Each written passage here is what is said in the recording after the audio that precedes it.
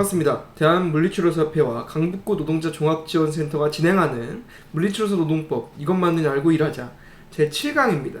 저는 계속해서 6주 동안 여러분 앞에서 노동법에 대해 설명할 강북구 노동자 종합지원센터 임득균 노무사입니다. 저희는 지난 6주 동안에 여러 가지에 대해서 배웠죠. 그래서 근로계약서는 어떻게 쓰는 것인지, 그리고 근로시간이란 건 어떤 의미고 연장근무수당이라는 게 어떤 의미인지, 그리고 임금에 대해서도 배웠었고요. 그 다음에 부당해고시 대응 방법과 실업급여 관련한 것도 배웠었고, 그리고 직장내 괴롭힘, 성희롱 발생 시 어떻게 대응해야 되는지도 얘기를 해봤어요.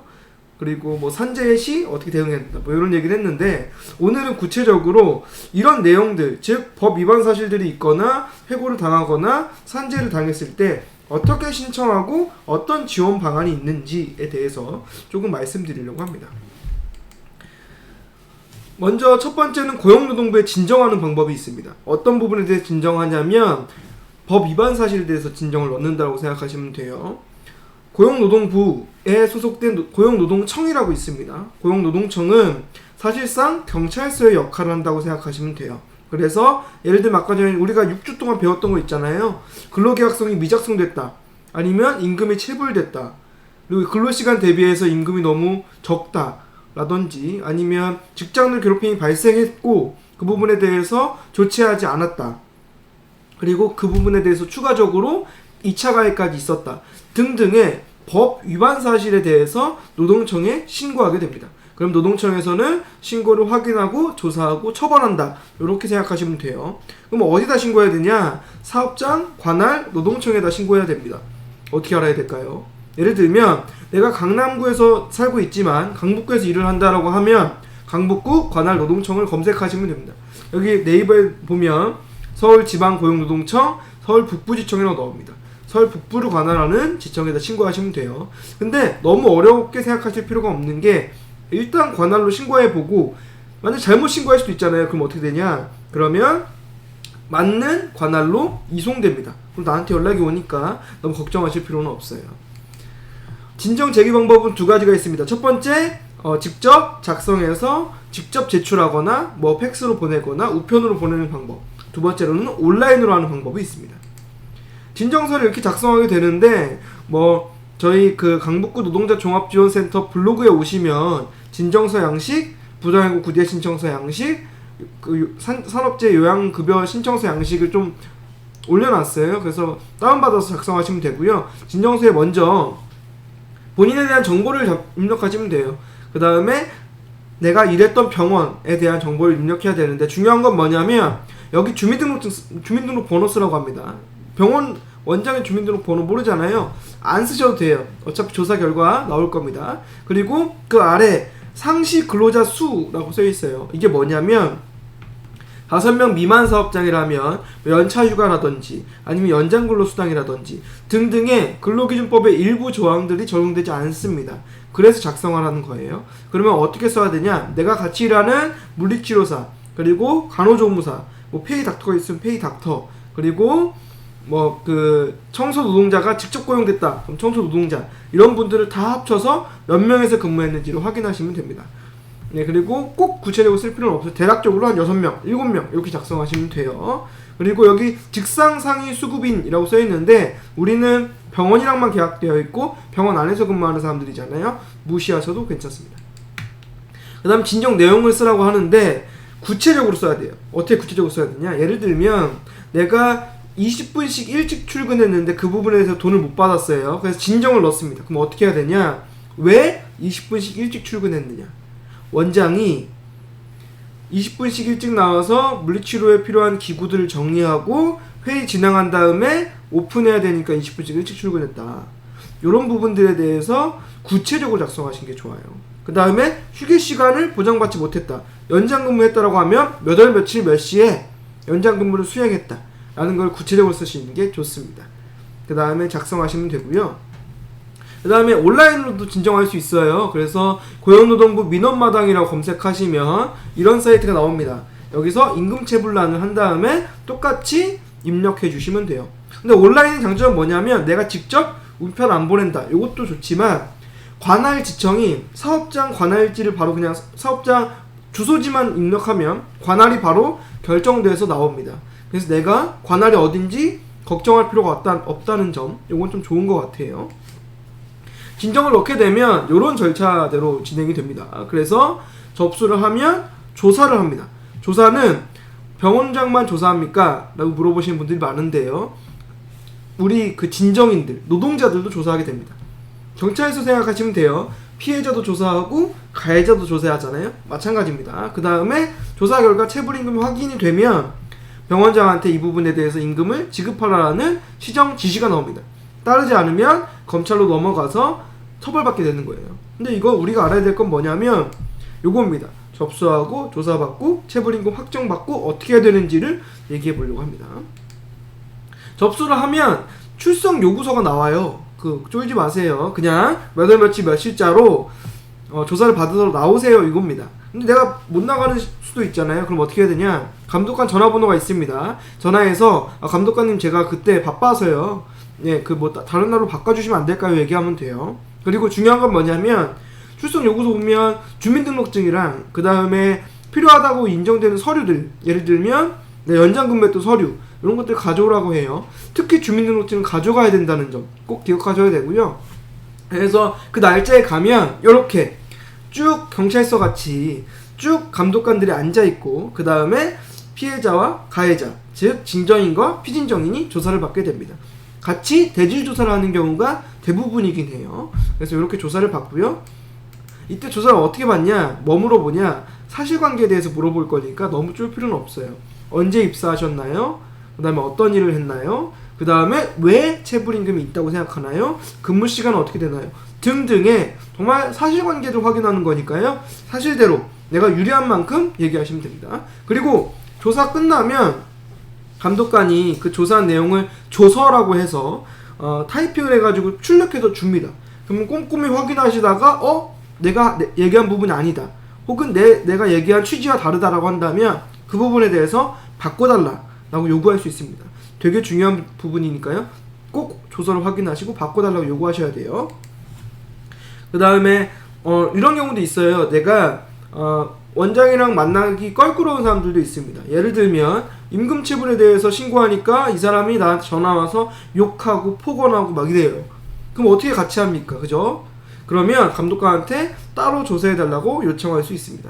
그리고 특히 성희롱이라든지 직장내 괴롭힘 같은 경우는 이렇게 남들이 보는 앞에서 조사할 수 없잖아요. 별도의 독립된 공간에서 하고요. 그 다음에 성희롱 같은 경우는 성희롱 피해자와 동일한 성의 감독관이 담당하게 된다는 점 좀 이해하시는 게 좋을 것 같아요.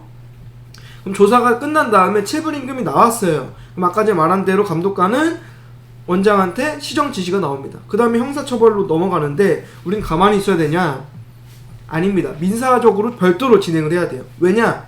쉽게 생각하면 경찰서 한번 생각해 봅시다. 우리가 사기를 당했어요. 사기죄를 신고했습니다. 사기범 잡혀서 이 사람 감옥 간대요. 와, 끝났다. 아닙니다. 왜냐면 돈을 못 받았잖아요. 돈을 경찰서에다 신고할 수 있냐? 아닙니다. 별도로 민사소송을 해야 돼요. 근데 어렵잖아요. 노동청 같은 경우 노동청도 힘든데 민사소송까지 하라고? 너무 힘들잖아요. 그래서 어떤 게 있냐? 첫 번째, 감독관이 체불임금 확인원을 떼줄 수 있습니다. 의무예요. 그래서 우리는 민사소송이라든지 여러가지 법률구조공단이라는 뒤에서 얘기할 이런 부분에 제출할 체불임금 확인원을 떼달라고 요청할 수 있고요. 체불임금 확인원을 가지고 대한법률구조공단이라고 있습니다. 가서 무료로 변호사 지원을 받을 수 있습니다. 대신 월급 400만원 미만, 대부분의 노동자들이 혜택을 받을 수 있다고 생각하시면 돼요. 저도 400만원 미만입니다. 이렇게 하시면 되고, 그 다음에 또 민사소송은 오래 걸리잖아요. 그래서 어떤 제도가 있냐면 소액 대지급금, 소액 체당금 제도가 있습니다. 원래는 그러니까 이게 제도의 취지가 뭐냐면, 자, 민사소송이 확정되거나 혹은 이후에 체불임금 확인원이 나와서 고용노동부에서 체불임금 확정됐을 때 국가에서 먼저 돈을 줄게, 그리고 차후에 회사한테 병원한테 징수하면 되잖아, 이런 느낌입니다. 그래서 국가에서 먼저 주는 제도가 있다고 생각하시면 돼요. 그럼 소액대지금 언제 누가 신청할 수 있냐? 6개월 이상 운영된 병원에서 퇴직 후 2년 이내에, 그 다음에 민사소송 그리고 고용노동부에 갔을 때 나온 후 1년 내에 신청해야 됩니다. 이거 좀 기억하시면 좋을 것 같고요. 예전에는 2021년 10월 이전에는 민사소송까지 다 한 다음에 그래도 안 주면 소액 대지급, 소액 최대한금을 신청할 수 있었어요. 근데 너무 오래 걸리잖아요. 그래서 법이 개정됐습니다. 법이 개정된 게 체불임금 확정되면, 고용노동청에서 확정되면 소액 대지급 신청할 수 있다라는 거예요. 소액 대지급 어느 한도까지 나오냐면 3개월치 임금 700만원 한도, 3년치 퇴직금 700만원 한도, 총 1000만원까지 나옵니다. 그러니까 1000만원을 먼저 준다는 거예요. 되게 우리한테 유리한 제도입니다. 어디다 신청할 수 있냐? 노동청이 아니라 근로복지공단에다가 신청할 수 있습니다. 그래서 노동청에서 체불임금 확정 받은 다음에 근로복지공단 가서 소액 대지급금을 신청할 수 있다는 점에 대해서 기억하시는 게 좋을 것 같아요. 노동청 진정 관련해서 이렇게 하고요. 두 번째는 부당해고를 당한 경우입니다. 부당해고를 당한 경우에 억울하잖아요. 그래서 선생님들이 오셔서 뭐라고 얘기하냐면 노동청에 신고해도 됩니까? 이렇게 얘기해요. 안 됩니다. 어디다 신고해야 되냐면 노동위원회에다 신고해야 돼요.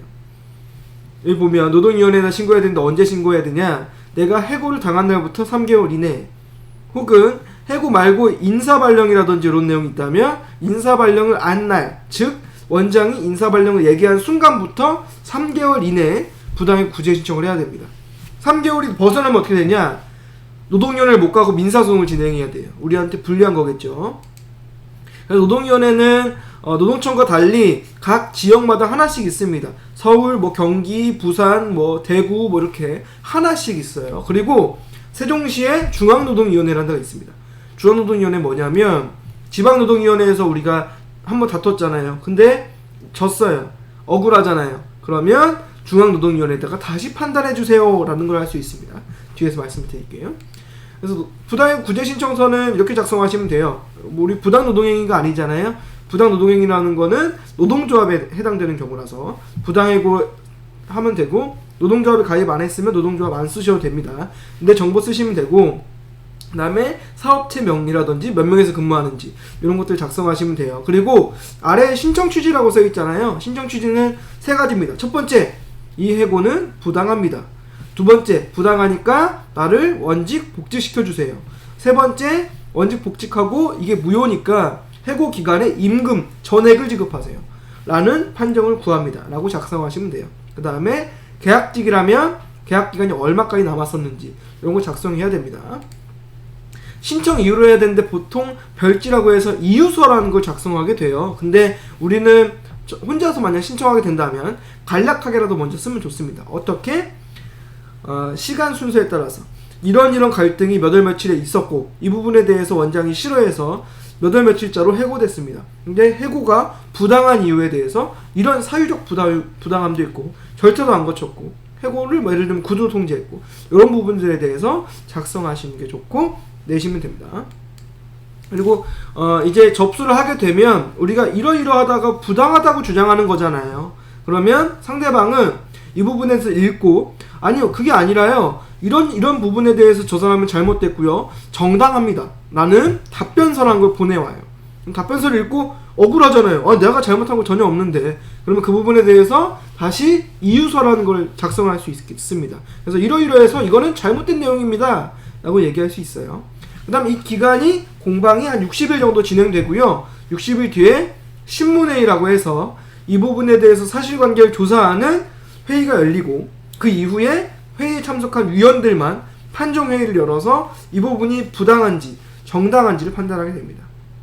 당일에 결정되고요. 내가 집에 가서 한 8시쯤 오후 8시쯤 되면 문자가 와요. 띠링! 첫 번째, 귀하의 부당해고 구제 신청이 인정되었습니다. 그러면 이긴 거예요. 근데 만약에 귀하의 부당해고 구제 신청이 기각되었습니다 라든지 이런 부분이 있다면 진 거라고 생각하시고 중앙노동위원회를 준비해야겠다고 생각하셔야 됩니다. 그리고 이후에 30일 뒤에 판정서가 오게 돼요. 왜 졌는지, 왜 이겼는지에 대해서 구체적으로 되어 있는 판정서가 오게 됩니다. 부당해고 구제 신청서를 이제 가면 이제 이렇게 구조가 이렇게 돼요. 그래서 앞에 5명의 자리가 있고 그다음 우리는 왼편에 앉고 상대편은 오른편에 앉습니다. 이렇게 되어 있는데요. 위원은 총 5명입니다. 그 중에 중간에 3명이 중요하신 분인데 공익위원이라고 해요. 판정을 결정할 수 있는 권한을 가지고 있는 분들이에요. 판사라고 하면 쉽습니다. 그래서 공익위원들이 3명 앉고 왼쪽에 우리 편 노동자위원이 앉습니다. 민주노총, 한국노총의 추천을 받아서 들어오시는 분들이고요. 그래서 우리 편에서 이거 왜 부당한지에 대해서 계속 얘기해 주시는 분이라고 생각하면 돼요. 공익위원회 오른편에는 사용자위원들이 앉습니다. 그래서 마찬가지예요. 경총 이런 데서 추천받은 거기 때문에 이분들은 우리 편이 아니라 사용자 편에서 왜 이런 잘못을 저질렀는지, 왜 정당한지에 대해서 얘기를 하게 됩니다. 이렇게 생각하시면 되고 한 1시간 정도 걸립니다. 그래서 생각하시면 돼요.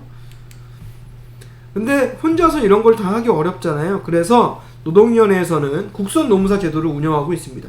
월급 250만원 미만이라면 신청할 수가 있어요. 그래서 권리구제 업무 대리인이라고 합니다. 요걸 신청할 수 있고요. 권리구제 업무 대리인 선임 신청서는 다음과 같습니다. 그래서 뭐 어떤 사건이고 내가 월급이 얼마인지만 제출하시면 됩니다. 그러면 무료로 지원받을 수 있고요. 그 다음에 아까 말씀드렸잖아요. 억울해요. 내가 졌어요. 그러면 판정서를 받은 다음부터 10일 이내에 신청을 해야 됩니다. 중앙노동위원회에다가 재심을 신청할 수 있고요. 이거는 바로 그러니까 판정서를 받자마자 저희한테 상담을 해주시면 좋을 것 같아요. 이렇게 생각하시면 됩니다. 그 다음에 산재 관련해서 얘기를 하려고 하는데요. 저희가 지난 6강에 산재에 관련해서 얘기를 했어요. 그럼 산재를 당했을 때 어디도 신고해야 되냐? 어디다 신고해야 되냐? 노동청에 신고하냐? 노동위원회에 신고하냐? 아닙니다. 근로복지공단에다 신청해야 돼요. 사업장 관할 근로복지공단에다가 신청하셔야 됩니다. 산재 신청을 요양급여 신청이라고 해요. 그래서 내가 치료비에 대한 부분에 대해서 신청한다고 생각하시면 됩니다. 그래서 병원에 진료받고 요양급여 신청서를 작성해서 근로복지공단에다 신청하게 됩니다. 요양급여 신청서는 이렇게 되어 있어요. 제 생각엔 진정서나 뭐 부당의 구제 신청서보다 제일 복잡합니다. 그래서 작성하시면 되는데 다 개인적 정보들이에요. 내 이름 뭔지, 주민등록번호 뭔지 뭐 이런 거고, 중요한 건 뭐냐면 재해 발생 일시를 명확하고 정확하게 쓰셔야 됩니다. 그리고 사업장 정보를 쓰시는데 사업장 정보에서 사업장 관리번호라고 있잖아요. 무시하셔도 돼요.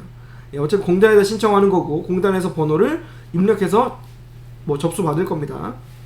여기 보면 재해 발생 경위가 있는데 이거 좀 구체적으로 쓰셔야 됩니다. 그래서 왜 발생했고 언제 발생했는지, 몇 월 며칠 몇 시에 발생했는지를 정확하게 쓰셔야 되고요. 목격자가 있다면 목격자까지 쓰시는 게 좋고, 바로 병원에 갔는지 여부, 어떻게 병원에 갔는지 여부도 작성하면 좋습니다. 그 다음에 병원에서 어떻게 진술했는지 이런 것들 좀 구체적으로 쓰시면 좋고요.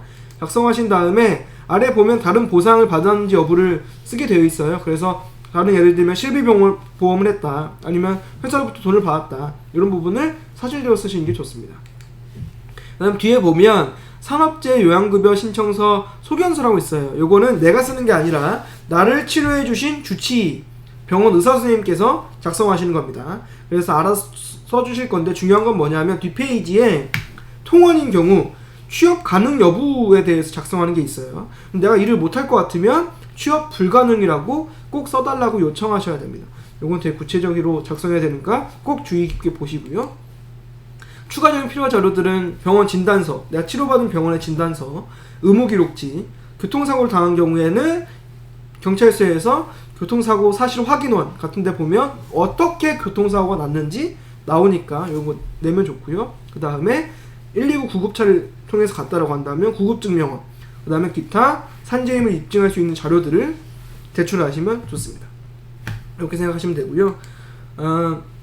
지금 노동청에 대한 내용도 했고 노동위원회 그리고 근로복지공단의 산재 신청까지 얘기했는데 혼자서 하긴 어려워요. 저희가 상담을 해드릴 수는 있지만 그래도 어려울 수 있잖아요. 그래서 서울시에서는 권리구제 지원제도라는 걸 쓰고 있습니다. 그래서 무료 변호사, 무료 노무사 지원하는 건데요.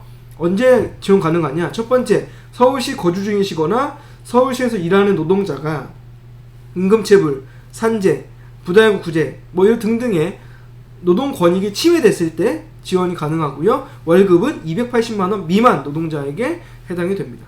그래서 이런 제도가 있다는 걸 생각하시고 신청하고 싶으시면 저희한테 연락을 주시면 됩니다. 그리고 저희가 7강 동안 계속 달려왔는데 제가 짧은 시간 10분에서 20분 정도 사이에 진행하다 보니까 너무 누락된 부분도 있고 구체적인 사례를 못 든 부분도 있어요. 그래서 저희가 안타까운 마음으로 시민노동법률학교라는 거를 진행하려고 합니다. 이거 뭐냐면요, 8주 동안 유튜브 라이브를 통해서 진행하는 거고요. 9월 2일 목요일부터 매주 목요일날 진행합니다. 7시부터 9시, 저녁 7시부터 9시에 진행하니까요. 퇴근하시고 편하게, 아니 퇴근길에 편하게 유튜브로 보실 수 있다는 점을 좀 말씀드리고 싶고요. 각 주제에 정말 전문적인 노무사님들입니다. 그리고 노동자의 친화적인 노무사님들이거든요. 그래서 강의를 한번 들어보시고 싶다, 좀 더 구체적으로 듣고 싶다라고 한다면 시민노동법률학교에 신청하시면 됩니다. 신청은 전화번호 02-989-8581로 해도 되고요. 아니면 저희 홈페이지, 아니면 유튜브 댓글로 신청해 주시면 될 것 같고요. 네. 그 다음에 뭐 매번 저희 마지막에 말씀드리잖아요. 이런 내가 임금체불 당했다, 그리고 부당해고 당했다, 아니면 산재를 당했다라고 한다면 혼자 힘들어하지 마시고 대한물리치료사 권익위원회, 대한물리치료사협회 권익위원회에 메일을 통해서 상담해 주셔도 되고요. 아니면 저희 강북구 노동자 종합지원센터 02-989-8580으로 전화 주시면 제가 전화를 받을 거예요. 그래서 정말 제 사건처럼 열심히 상담해 드릴 거니까요. 뭐 노동관리 침해에 닿으면 언제든지 연락을 해주셨으면 좋겠습니다. 네, 이렇게 해서 7강까지를 마치고요. 혹시 궁금한 부분이 있다면 언제든지 연락을 해주시거나 댓글을 달아주셨으면 좋겠습니다. 네, 7강 동안 고생하셨고요. 예, 나중에 또 뵙도록 하겠습니다.